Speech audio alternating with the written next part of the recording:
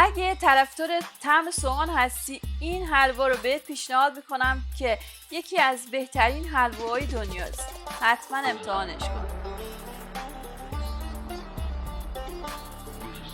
سلام، به تایم آشپزی خوش اومدید. امروز اومدم که طرز تهیه حلوا سوهانی خیلی خوشمزه و عالی بهتون یاد بدم. با من همراه باشید. 1 پیمانه شکر، نصف پیمانه گلاب، 1 پیمانه شیر، زعفران دم کرده و 2 قاشق چایخوری هم پودر هل. این مواد برای شربتمون هستش. شکر و شیر رو میریزیم داخل قابلمه، یه همه کوچولو میذاریم رو حرارت گاز. بعد پودر هل و گلاب و زعفرون رو هم اضافه میکنیم. میذاریم تا شکرها داخل مواد حل بشه. این شربت نیاز به جوشیدن خیلی زیاد نداره. شکر که حل بشه یه غل کوچیک تمام.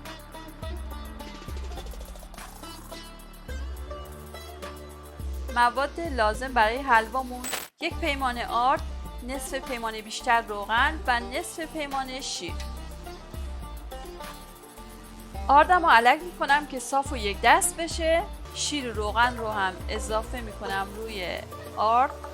قبل از اینکه حرارت گاز رو روشن کنم اول میام موادم رو هم میذارم تا به حالت خمیری در بیاد و بعدش حرارت رو روشن میکنم. توی مرحله که رو حرارت گذاشتیم یواش یواش باید همش بزنیم با صبر و شکیبایی و با حوصله فراوان که به این مراحل برسیم. حدود نیم ساعت تا 40 دقیقه طول میکشه تا به اینجا برسیم و بعدش شربت رو چند مرحله بهش اضافه میکنیم.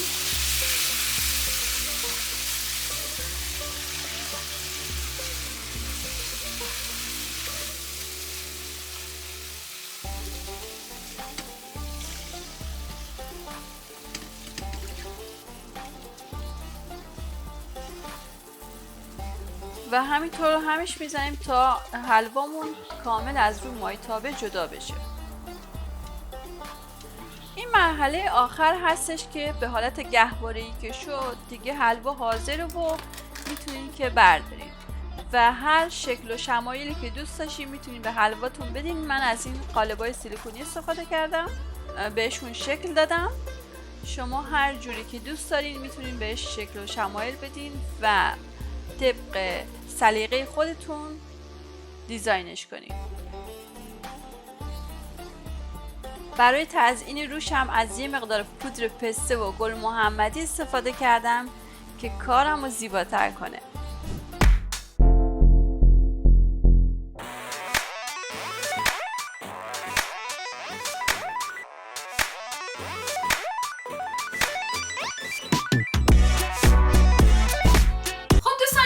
تهیه حلوامون امیدوارم که خوشتون اومده باشه. تو خونه درست کنین چون که طعم این حلوا بسیار خوشمزه و لذیذه. برای اینکه از کانال من حمایت کرده باشین دوستان لطفا کانال من سابسکرایب کنین و زنگوله کنارش هم بزنین که در اولین فرصت بتونین ویدیو بعدی من تماشا کنین. لایک و کامنت رو فراموش نکنین چون که کامنت های شما برای من قوت قلبه و خیلی خوشحال میشم که هر کدوم شما تک تک برای من کامنت بذارین و اگر نظر و پیشنهادی هم دارین برای من زیر همین پست کامنت کنین، من میخونم و جوابتون رو میدم و این دوتا ویدیو هم بهتون پیشنهاد میکنم حتما تماشا کنید و مرسی که تا انتهای ویدیو با من همراه بودید. تا یک ویدیو دیگه، خدا نگهدار.